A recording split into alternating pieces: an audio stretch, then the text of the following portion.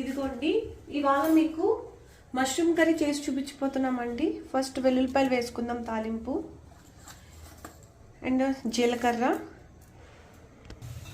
ఇదిగోండి పచ్చిమిరపకాయలు వేసుకుందాం. పచ్చిమిరపకాయలు, ఉల్లిపాయలు తీసుకున్నామండి. ఇదిగోండి ఉల్లిపాయలు ఎర్రగా వేగినాయండి. ఇప్పుడు మనం అల్లం వెల్లుల్లి పేస్ట్ వేసుకుందాము. ఇదిగోండి అల్లం వెల్లుల్లి పేస్ట్ కూడా కొంచెం వేగిపోయిందండి. ఇప్పుడు మనం టమాటాలు వేసుకుందాము. ఇది కూడా బాగా మగ్గిద్దామండి.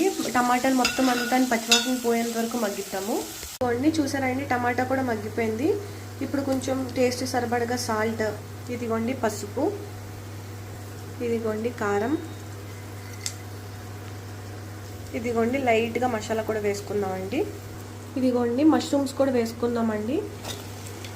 ఇప్పుడు బాగా మగ్గిద్దాము.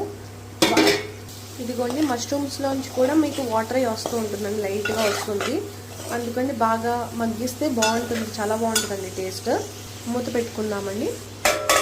ఇదిగోండి జీలకర్ర పొడి, మిరియాల పొడుమునండి. అక్కడ దీన్ని చత్తు అంటారండి. అది మీకు గడ్డిలో మొలిసిందే తింటారు తప్పండి. ఆ రోజే తింటారండి. ఇక్కడ మరి ఏంటో సిస్టమ్ తెలియట్లేదు, 4 రోజులున్నా తింటున్నారు. అక్కడ ఒరిజినల్గా ఇందులో కెమికల్ కలిసి ఉంటాయండి నాకు తెలిసి. అక్కడ ఏంటంటే అండి, భూమిలో తీసిన వెంటనే ఆ రోజే వండు తింటారండి. అక్కడ పురుగులు వచ్చేస్తాయి అంటారండి. చత్తు అంటారండి. ఇది మనం ఇక్కడ మష్రూమ్ అంటామండి.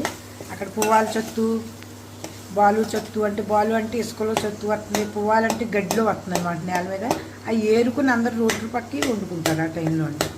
ఇదిగో అండి కొద్దిగా వాటర్ వేసుకుందాం. గుజ్జులా ఉంటే పప్పు అన్నంలోకి పలసగా పప్పు చేస్తామండి అక్కడలాగా. అందులో నంచుకుంటాను, బాగుంటుందండి.